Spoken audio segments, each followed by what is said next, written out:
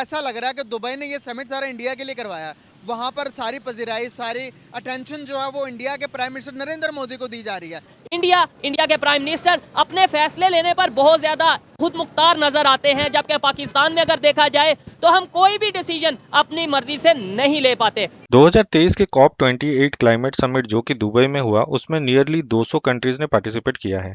उसमें ये डिस्कस हुआ कि क्लाइमेट चेंज को कंट्रोल करने के लिए सारे कंट्रीज 2030 तक अपने देश में रिन्यूएबल एनर्जी जनरेशन को 3 गुना बढ़ाएंगे और उसको मिनिमम 11,000 गीगावाट तक लेके जाएंगे। लेकिन उसमें चाइना और भारत ने साइन नहीं किया। उनका कहना है कि वो इसके ऊपर काम तो शुरू कर चुके हैं, पर टारगेट नहीं दे सकते, क्योंकि जो डेवलप्ड कंट्रीज हैं वो अपने डेवलपमेंट के लिए जितना पोल्यूशन करना था वो तो कर चुके हैं, और अब जो कंट्रीज डेवलपमेंट करने की कोशिश कर रहे हैं उनको रोका जा रहा है। तो ऐसा नहीं है कि वो उस पे काम नहीं करेंगे, बट उसके लिए अगर देश के लोगों को प्रॉब्लम होगी तो वो इस पे थोड़ा डिले कर सकते हैं। इन सब के ऊपर पाकिस्तानी पब्लिक का क्या रिएक्शन है, आइए सुनते हैं। ये लोग कैसे फ्रंट फुट पर आ सकते हैं?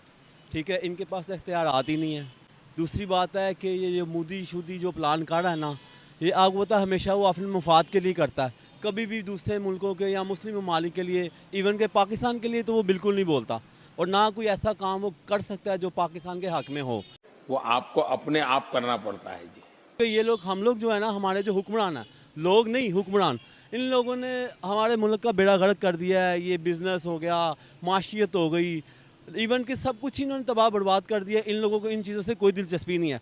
इवन बस जाएंगे, फॉर्मेलिटी पूरी करेंगे और वापस आ जाएंगे। जो मोदी साहब है ना, वो फ़ायदा ले जाएंगे, इसका जो असल फ़ायदा है ना वो ले जाएंगे। हमारे प्राइम मिनिस्टर जैसे आप बता रहे हैं ना पीछे हैं, तो फ़ायदा भी इतना ही हमारा सबसे पीछे है। हमें कोई फ़ायदा नहीं है जाने का। पहले इनको अपने पाँव पे खड़ा होना चाहिए, फिर किसी ऐसी चीज़ों में या ऐसी चीज़ों में जाके इनको शामिल होना चाहिए जहाँ इनकी कोई सुनवाई हो। यहाँ इनकी कोई सुनवाई नहीं है, इनकी वैल्यू नहीं है दुनिया में। कि हम लोगों को ऐसी जो कॉन्फ्रेंस है ना, इनमें जाना ही नहीं चाहिए, उसको सपोर्ट करने नहीं चाहिए, बैठना ही नहीं चाहिए। क्यों? वो इसलिए कि इतना तो हमारा, तो हमें नुकसान नहीं हो जाए। भाई नुकसान कैसे होगा? एज ए मुसलमान हमें स्टैंड लेना चाहिए ना कि भाई हम इस चीज़ की मुखालफत करते हैं कि तुम सिर्फ वहाँ पे सिर्फ मंदिर बना रहे हो अपने लिए, ठीक है, बाकी मुसलमानों के हकूक़ नहीं है। जो तुम्हारे घर में तुम लोग मुसलमानों को मार रहे हो, बुरा हाल कर रहे हो उधर, ये कश्मीर में क्या किया उसने? हमें बल्कि ऐसे अगर हम फॉर्म पे जाएँ ना, तो हमें कश्मीर के मुद्दे पे बात करनी चाहिए, बहादुरी से हमें खड़ा होना चाहिए। औकात में रहो। महंगाई और ये जो चीज़ें आप कह रहे हैं हमारे यहाँ हुक्मरान जुल्म कर रहे हैं, इसमें 1% भी झूठ नहीं है, ये 100% सच है। लेकिन जो फॉर्म जो आप बता रहे हैं ना कि वहाँ पे वो मंदिर बना रहा है, ये बता रहा है, मैं उस पर बात करना चाह रहा हूँ, उस पर बताना चाह रहा हूँ।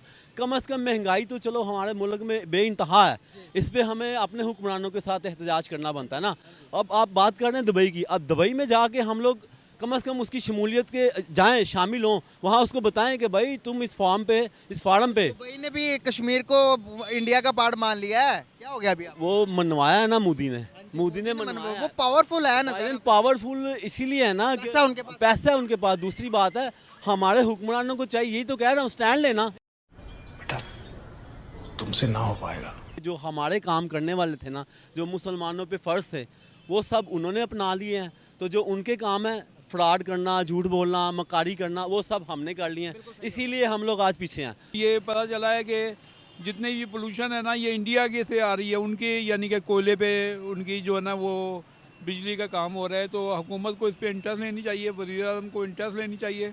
इंडिया में आपको पता है कि कितनी जमहूरियत रही है, मुस्तकिल जमहूरियत है, और इतना बड़ा मुल्क है कि उनका जो बैलेट पेपर है ना अखबार के बराबर होता है। इतनी आज़ादी उनको यानी कि दी है, वो डेमोक्रेसी रही है वहाँ पर। सबसे पहली चीज़ ये कि इंडिया एक जो है वो आबादी के लिहाज से बहुत बड़ा एक मुल्क है।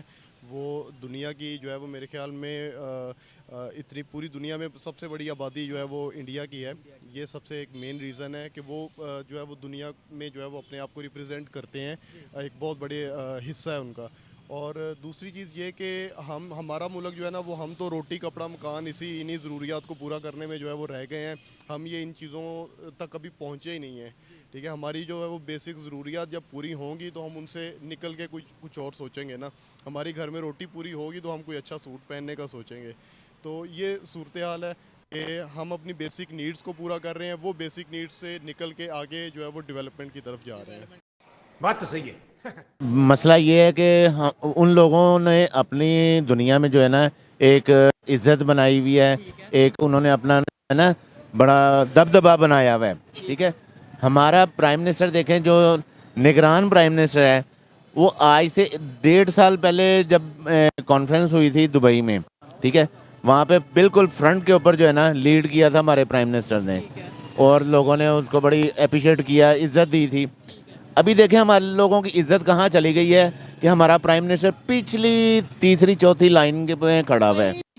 हमें ढूंढना पड़ता है उनका प्राइम मिनिस्टर जो प्राइम उनसे मिनिस्टर। देखें वो लोग जो है ना वो असल में गैरतमंद और इज्जत वाले लोग हैं, वो किसी से भीख नहीं मांगते हैं, इसलिए वो अपना मंशूर अपना जो है एजेंडा सामने रखते हैं, अपनी मर्जी करते हैं। भाई हमारी कंट्री है, हम ऐसे करना चाहते हैं, नहीं करना चाहते हैं। Thanks, love you. मैं कहता हूँ आप बांग्लादेश को भी छोड़ें, बांग्लादेश को बने हुए को 50 साल हुए हैं, ये अभी रिसेंटली आज़ाद हुआ अफगानिस्तान। अफगानिस्तान ने उसकी इकॉनमी, उसकी करेंसी इंडिया को क्रॉस कर रही है यार। उन्होंने 20 इसलिए करेंसी ओवरऑल, लेकिन वहाँ पे बाइंग पावर भी जो सी उस तरीके से ये चीज़ भी हमें देख, लेकिन ये है कि करेंसी पाकिस्तान से देखे ना, उन्होंने फिर भी कम से कम अपने आप को तो मेंटेन किया है ना। उन्होंने 20 साल जंग लड़ी है, पेट से जेब से भूखे रह के, पाँव में उनके जूती नहीं थी। 100 साल की पुरानी गन के साथ उन्होंने 48 मुल्कों को भगा गया है। और 20 साल नहीं 40 साल वो इस तरीके से रहे हैं, जंग में रहे हैं, पहले रशिया फिर अमेरिका। हाँ 40 साल तो वो रहे हैं, मगर उसके बावजूद देखें कि इन्नी 11-12 माह के अंदर अंदर उन्होंने अपने आप को कैसे स्टेबल किया है। आए दिन कोई ना कोई, यही बात अगर खुदा ना खाता अगर पाकिस्तान में होती फिर क्या होता। हमें तो यहाँ पे हमने 4 जंगें लड़ी, हमने सबक। आप इस चीज़ को छोड़ें, आप ये सिर्फ ये कह दें कि कल क़यामत है, सबसे पहले आपकी मार्केटों के अंदर कफन ही जो है ना वो शॉर्ट हो जाएगा, वही नहीं मिलना। सही बात। हम लोग अपने फैसले खुद कर ही नहीं सकते हैं, हमारे अंदर इतनी कैपेबिलिटी नहीं है, इतना कुछ भी नहीं है हमारे अंदर कि हम अपने फैसले खुद कर सकें, क्योंकि हमने अमेरिका को बनाया हुआ अपना बाप।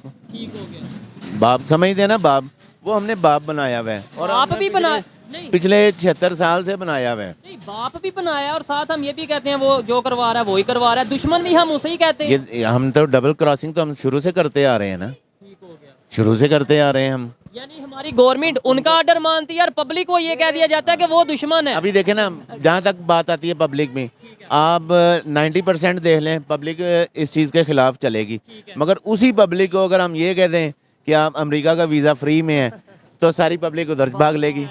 हम लोग हैं, हमने सिर्फ जो है ना वो रखा हुआ है कि हमने अमेरिका का बूट चाटना है बस, और यही हम चाटते आ रहे हैं पिछले 75 साल से। जिस मुल्क में जमहूरियत और इंसाफ और होना, उस मुल्क में ऐसे ही फैसले होते हैं। हमारे मुल्क में ना तो जमहूरियत है, ना इंसाफ है, कोई चीज़ किसी नाम की नहीं है। ये देखो ना, ज़बरदस्त जिसे ज़्यादा पकड़ लेते हैं, जिसे ज़्यादा अंदर कर देते हैं। देखो ना, एक जमात के लिए और काम हो रहा है, एक के लिए और हो रहा है, ऐसे चल रहा है ना। लेकिन तो कब तक चलता जाएगा ऐसे? हाँ, कब तक चलेगा? बस ये तो इनको सोचना चाहिए ना कि अवाम का सोचे। आपस की लड़ाई जो है ना, ये अवाम को दबा रही है। नहीं, जो लोग जो MP अपना होता है ना, प्राइम मिनिस्टर जाते हैं बाहर मुल्क में, जो मांगने जाते हैं उनकी इज्जत नहीं होती। आप समझदार, आपने देखा होगा, समझदार आप रिपोर्टर हैं, सारा पता।